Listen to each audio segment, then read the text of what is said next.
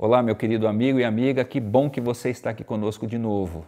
Eu já estava sentindo saudade, hein? Tenho orado todos os dias por vocês. Por você, marido, por você, esposa, por vocês, filhos, pela igreja. Espero que você esteja sentindo aí as bênçãos desse lado que eu estou sentindo aqui também. Que Deus continue nos abençoando, que Deus continue conduzindo a nossa vida, acima de tudo, para a pregação do Evangelho, para que Cristo possa voltar logo para vir aqui nos buscar. Não é verdade? Convido então você a pegar a sua Bíblia, 2 Pedro, capítulo 2, verso 14 até o verso 16 é o que nós vamos ler. E como a gente tem costume, vamos orar para pedir a bênção de Deus para a gente entender aquilo que Ele revelou na sua palavra. Vamos orar? Querido e bom Pai, muito obrigado. Nós reconhecemos que o Senhor é tudo para nós. Por isso que nós precisamos fazer do Senhor o primeiro em nossa vida. Então nos ajuda, Senhor, que por meio da leitura da Tua Palavra, do estudo dela, nossa mente possa ser aberta para Te entender, para Te compreender. E assim, Senhor, tudo que há em nós que precisa ser mudado, o Senhor possa mudar. Tudo aquilo que precisa ser preservado, o Senhor preserve. Se nós possamos crescer à estatura de Cristo e sermos como Ele é, pelo menos dentro da nossa esfera. Abençoa cada família aqui representada, no trabalho, nos relacionamentos familiares, os nossos filhos são tão importantes para nós e que em tudo, Senhor, nós possamos ter sempre palavras de louvor, de carinho e de apreço pela Tua eterna bondade. Fica conosco agora no estudo da Tua Palavra, por Jesus te pedimos. Amém. Vamos ao texto bíblico, 2 Pedro, segunda carta de Pedro 2, verso 14 a 16. Tendo os olhos cheios de adultério e insaciáveis no pecado, engodando almas inconstantes, tendo o coração exercitado na avareza. Você sabe o que é avareza, né? Gente que gosta demais disso aqui. Filhos malditos, abandonando o reto caminho, se extraviaram seguindo pelo caminho de Balaão, filho de Beor, que amou o prêmio da injustiça. Recebeu, porém, o castigo da sua transgressão, a saber, o mudo animal de carga, falando com voz humana, refreou a insensatez do profeta. Deixa eu te fazer uma perguntinha. Como é que você se relaciona diante do dinheiro?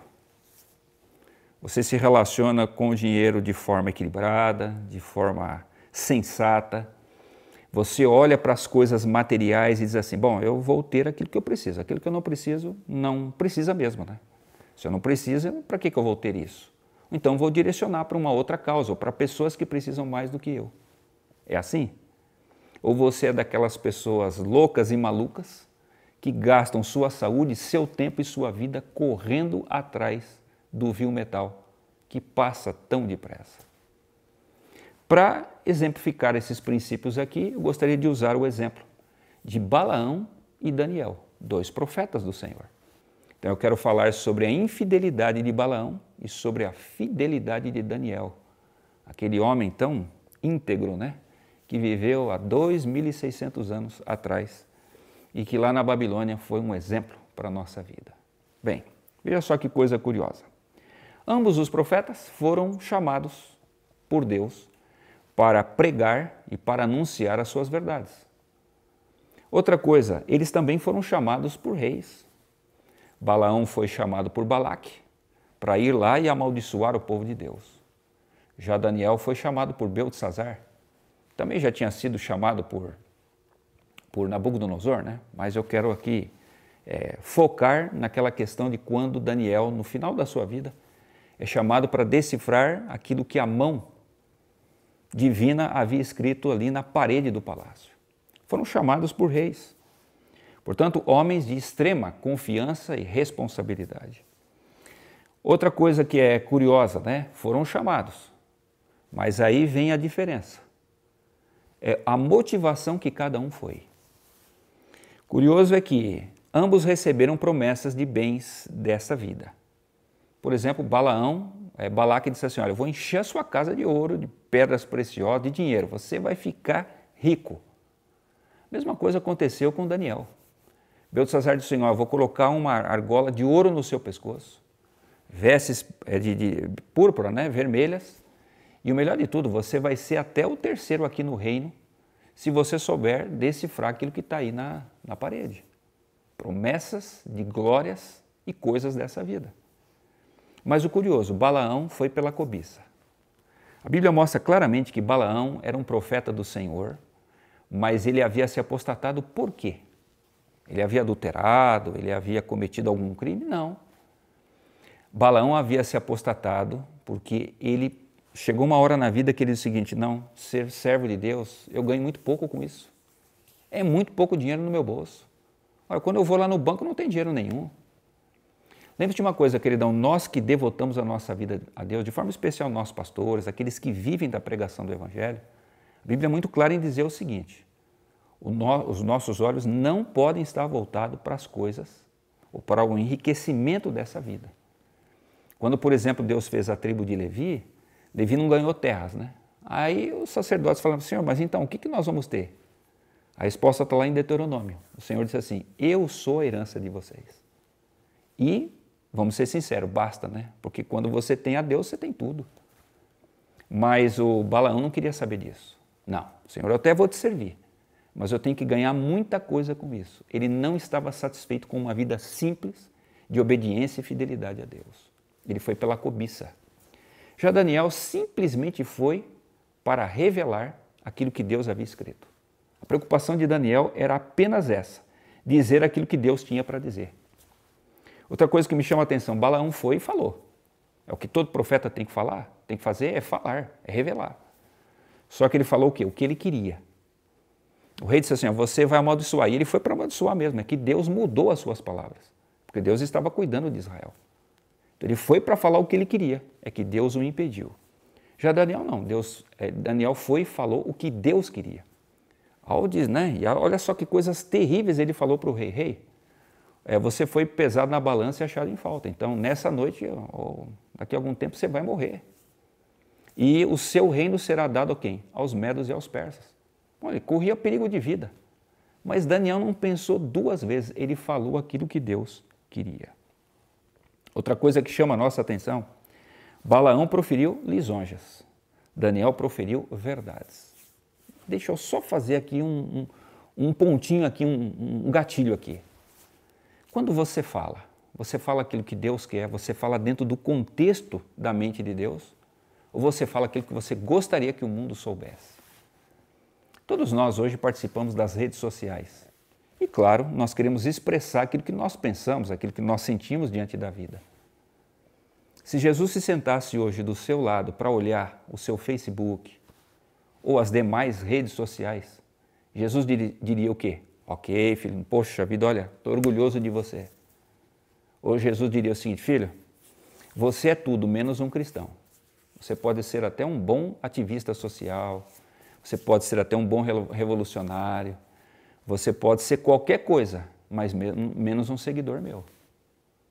Quando você fala, você revela a vontade de Deus como Daniel revelou, ou você revela os seus desejos e as suas intenções como Balaão fez? Pense bem nisso. Outra coisa que chama a nossa atenção: Balaão foi prometido presente. Ele foi, falou aquilo que o rei não queria, o rei disse assim: olha, volta para casa que você não vai ganhar nada. Mas insatisfeito com aquilo, um dia ele volta a encontrar o rei Balaque e disse assim: olha, eu tenho uma estratégia aí, eu tenho certeza que se você fizer isso, Israel vai perder a guerra para você. O que é? Faça uma festa, dê aquela festa de arromba, o tunque-tunque lá. E leve moças, essas moças vão seduzir o povo de Israel, eles vão cair em pecado, em adultério, e eles vão perder a guerra. Deus ficará irado com eles, porque eles precisam se consagrar ao Senhor para vencerem suas guerras. Balaque, mais do que depressa, fez lá uma balada daquela, né? E a Bíblia diz que quase que o país inteiro, né, quase que a nação inteira de Israel se prostituiu lá com as midianitas. Claro que Deus fez justiça com o seu povo, aqueles que pecaram foram mortos, mas o curioso é o seguinte: Balaão ganhou os presentes que ele tanto queria. Ele não somente quis os presentes, né, ele não somente aceitou, ele foi em busca, ele foi atrás, ele estava sedento pelo dinheiro. Curioso que Daniel, quando o rei Beltesazar falou para ele assim: olha, está aqui o seu, já que você decifrou, né? Daniel falou assim: não, rei, eu não quero isso aí. Guarda para você. Porque Daniel, amigo, ele vivia em outro reino. Ele estava com os pés na terra, mas os olhos estavam no céu. Ele pensou assim: do que vai me adiantar todos esses presentes que o rei tem para me dar, se nessa noite, ou amanhã pela manhã, esse reino vai cair? Do que vai adiantar isso? E não é essa a perspectiva do cristão? Nós sabemos que o reino desse mundo vai acabar logo. O que vai adiantar eu ficar juntando as coisas, eu ter coisas, né? Eu ajuntar uma riqueza infinita? Não, primeiro, se Jesus não voltar na minha geração, o dia que eu morrer eu vou levar alguma coisa? Nada. Qual sentido faz eu viver em busca das coisas materiais? Nenhum sentido. Por isso ele a rejeitou. Claro que o rei insistiu, está aqui, é seu, mas o coração de Daniel não estava naquilo. Finalmente é curioso, né? O fim deles. Ambos o reino foi derrubado. O reino de Balaque, a quem Balaão serviu, caiu. Os israelitas se levantaram pelo poder de Deus, foram lá e quase que exterminaram Moabe, subjugaram o país. Da mesma forma, aconteceu com Daniel. Naquela noite, a Babilônia passou, aquele reino que ele serviu por tantas décadas, e veio a Medo-Pérsia. Mas o curioso é o seguinte, quando você serve ao Senhor, olha só o destino da sua vida. Balaão foi morto entre os conquistados. Daniel foi preservado entre os conquistados. Ninguém precisou tirar a vida de Daniel, mas Balaão morreu, né, entre lá os moabitas. Outra coisa que chama a nossa atenção, Balaão foi destruído pelos conquistadores. Israel, a Bíblia diz claramente, passou o fio da espada a Balaão, o servo de Deus, mas que tinha se apostatado. Já Daniel não. Daniel foi exaltado pelos conquistadores, a tal ponto que ele chegou a ser o terceiro no reino da Medo-Pérsia. Olha só que coisa incrível. Finalmente, para a história, Balaão ficou como símbolo do profeta apóstata. Você vê aqui, né? A carta de Pedro foi escrita quantos anos depois da morte de Jesus? Quantos séculos depois da vida e morte e obra de Balaão? Mas ele aparece em vários textos do Novo Testamento e a Bíblia apontando o quê? Esse aqui é o exemplo da avareza. Esse aqui é o resultado de você viver em busca das coisas desse mundo. Já Daniel, símbolo do profeta fiel. O símbolo daqueles que dedicam sua vida a Deus, custe o que custar, em qualquer reino, em qualquer tempo, em qualquer espaço. E o seu exemplo chega até mim e até você. Querido, eu queria te fazer uma pergunta honesta e sincera. Como você tem se comportado diante do dinheiro? Como você tem se comportado diante dos bens dessa vida? Você está feliz com aquilo que Deus te deu até aqui? Ou você vive reclamando, porque eu não tenho um carro, porque eu não tenho uma casa chique, porque eu moro nesse bairro? Qual é a sua preocupação? Sua preocupação é com o reino celeste ou com o reino terrestre? Você está atrás de cargos, você está atrás das coisas que vão brilhar os seus olhos? Se você está atrás disso, eu digo para você em nome da Bíblia, você vai ter o mesmo fim que Balaão teve. Mas se você está preocupado com o reino celeste, mesmo que você tenha problemas e dificuldades nessa vida, nesse mundo, que todos nós vamos ter, mas estará reservado para você o destino de Daniel, aquele homem que foi fiel acima de todas as coisas. Não importava, né? Eu vejo em Daniel aquela profundidade de olhar que Jó teve. O Senhor deu, o Senhor o tomou. Louvado seja o nome do Senhor, porque nada é meu. Deus me tirou da minha terra, Deus me tirou dos meus pais. Deus me levou para a Babilônia. O Senhor seja honrado e glorificado. Deus tem um plano com a minha vida. Muito provavelmente Daniel tornou-se um eunuco. Muito provavelmente ele não teve família. Senhor, mas como o Senhor permite uma coisa dessa comigo? Não tem problema. Eu vou continuar sendo fiel ao Senhor. Daniel foi fiel décadas. Mesmo quando o rei de Israel não era fiel, ele era fiel. E olha só o resultado dessa vida, que exemplo, que coisa maravilhosa salta aos nossos olhos. Você não gostaria de ter uma vida assim? Eu encerro dizendo o seguinte, Balaão, enquanto ele estava falando sobre o povo de Israel, ele disse assim, Senhor, tenha eu a morte dos justos. Mas ele não quis viver a vida do justo. Daniel teve tanto a vida de um justo quanto a morte de um justo. O exemplo dele chega até nós. E quando nós chegarmos no céu, quantas histórias Daniel vai nos contar que não estão aqui na Bíblia, mas ele vai nos dar o contexto da sua vida e mais ainda o seu testemunho de fidelidade brotará aos nossos olhos, vai encher o nosso coração de graça e de amor para com Cristo. Eu me encanto, por exemplo, com o exemplo de Vandira, que com 8 anos de idade ela entregou sua vida a Jesus por meio do batismo. O curioso é que, apesar dela ter 8 anos e ser batizada, ninguém da sua família era adventista do sétimo dia.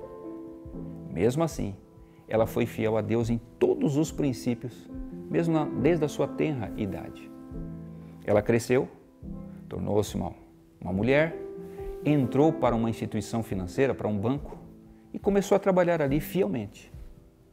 Devido ao seu testemunho e a sua forma de agir dentro da empresa, ela começou a receber promoções. Mas cada promoção que ela recebia batia na questão do sábado. E ela sempre foi fiel aos seus princípios. Não, olha, na sexta-feira, depois do pôr do sol, eu não estou aqui e não adianta marcar coisas no sábado, porque eu não virei.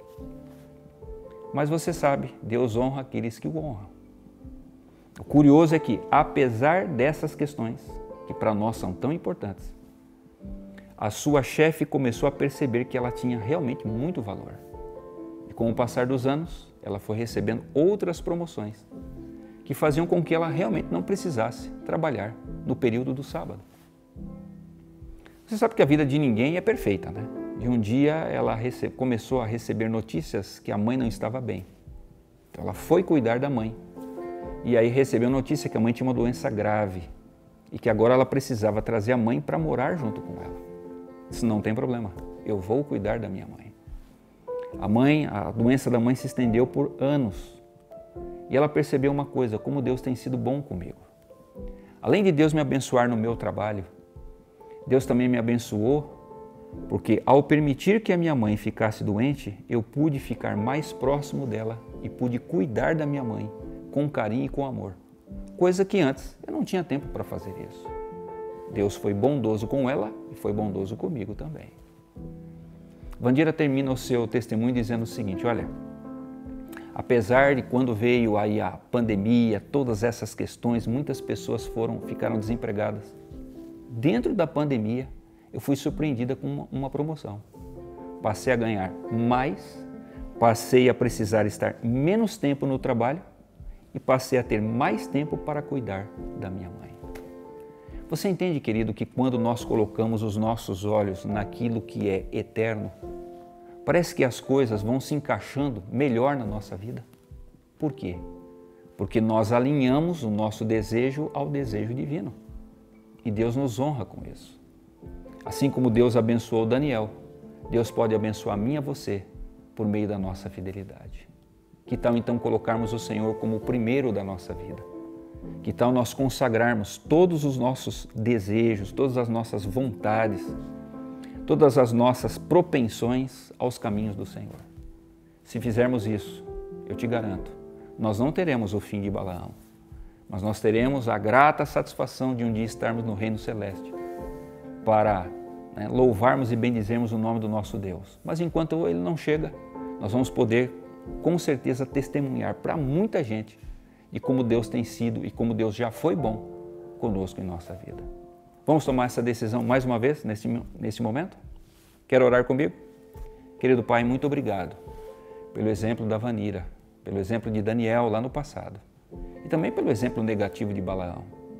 Nós aprendemos, Senhor, que a única coisa que a gente pode desejar nessa vida é o Senhor, porque o Senhor é o nosso pastor e por isso nada vai nos faltar. Nos ajude, Senhor, a tirar os olhos das coisas desse mundo, do dinheiro, da fama, do poder, da glória. Nós possamos colocar o nosso coração, Senhor, na nossa fidelidade para com o Senhor e viver assim.